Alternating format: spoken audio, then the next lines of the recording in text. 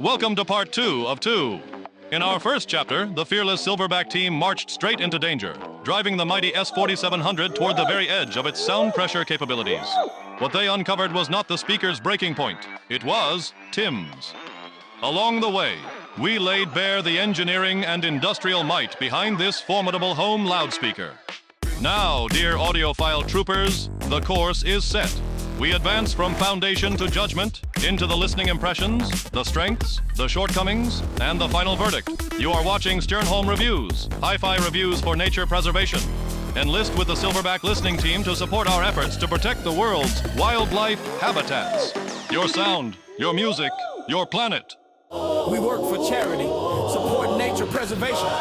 Let's start with some of the immediate Silverback listening team impressions. And please note that each of the members also sampled the CLC-65 prototype the same day.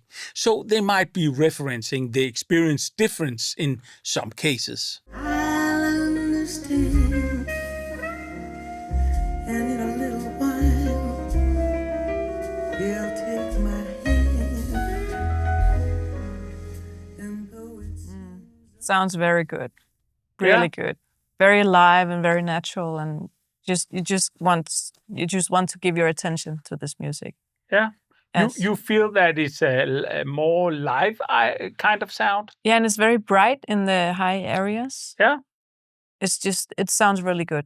Yeah. This jazz. So bright as in open Yeah. sounding, Yeah, or and bright as in, oh, that's too brittle? No. In open. Yeah, open and very clear sound.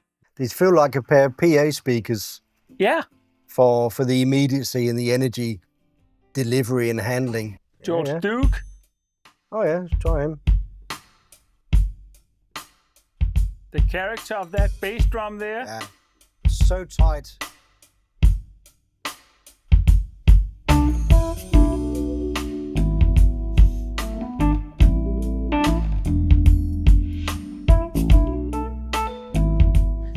It's There's almost so much like punch. So much punch. it's like getting a bullet in the head when it's he hits that incredible impact. E-piano there. Wow. Jeez. It's tight and impactful all the way up, and doesn't seem to affect the Rhodes piano on top of it. It's like there's some kind of flatness to it. The guitars there. Yeah, I think that's And- what and- pushes him in front of the vocal. They get Yeah. this harshness that jumps out at you. Ain't that a little bit weird with that balance there? They're a little bit schizophrenic, these speakers, depending on what you give them, then they perform differently. Yeah. Whereas other speakers we tried in here are much more uniform. You can predict them from song to song. Like a box of chocolate.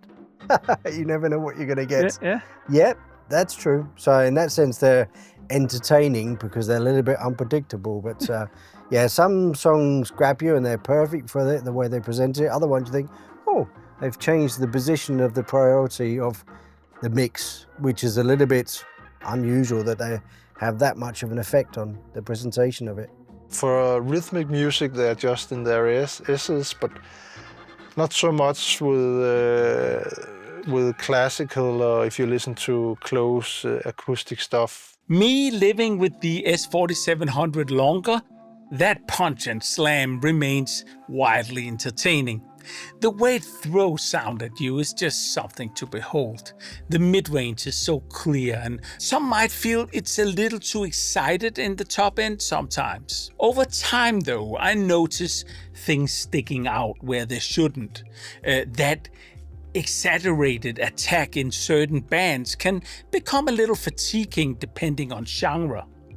The soundstage isn't huge, which I expected, and it really wants you seated precisely. When you move off axis or change your height, the balance shifts quickly. This is a speaker that rewards focused listening. It doesn't follow you into the kitchen well balanced, at least not in my room here. The best analogy I can give is this. It wants to make you dance, but when you stand up, you might not feel the same urge. None of this takes away from how impressive and entertaining this speaker is. That headroom is just immense. You often play way louder than you think because it never sounds strained. like in never ever. And no matter how quietly you play, it still feels like it wants to grab you. One thing I can't ignore is how brilliant this sound is for home cinema. Crisp dialogue, explosive dynamics, effortless scale. No wonder that JBL dominates that space, that's for sure. We work for charity, support nature preservation. The 4700 excels at snap, punch and dynamics while maintaining a smoothness that delivers detail and insight like a monitor. There's enormous headroom for domestic use. Yeah, there's not a problem at all. The compromises are clear. No true sub bass. A really sensitive cabinet. Cut transmission! Cut transmission? Cut it!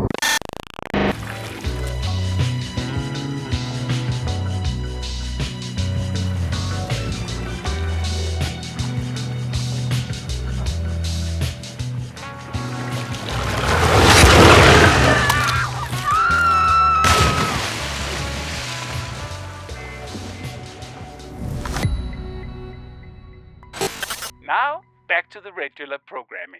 What it gives you is so rare. Really joyful hi-fi. Energetic, engaging, immediate, with enough headroom to satisfy whatever you throw at it. It reminds me why I fell in love with music in the first place. It's not for everyone, and it's not for anyone pretty soon, but it's on sale right now. It was not built for everyone. It was built for those who want to feel the music in their chest, for the guitars to cut and the drums to slam without apology. It's for those who want to decompress daily and have a sound bath. It's a speaker with a clear opinion about things. And maybe, just maybe, that's exactly what your hi-fi needs more of. Hang on for the pros and the cons, and hit those like and subscribe buttons, and consider to support the mission on Patreon. And remember, in the end, it's all about how your system makes you feel. Everything else is actually just bloody noise. Just listen. See you soon.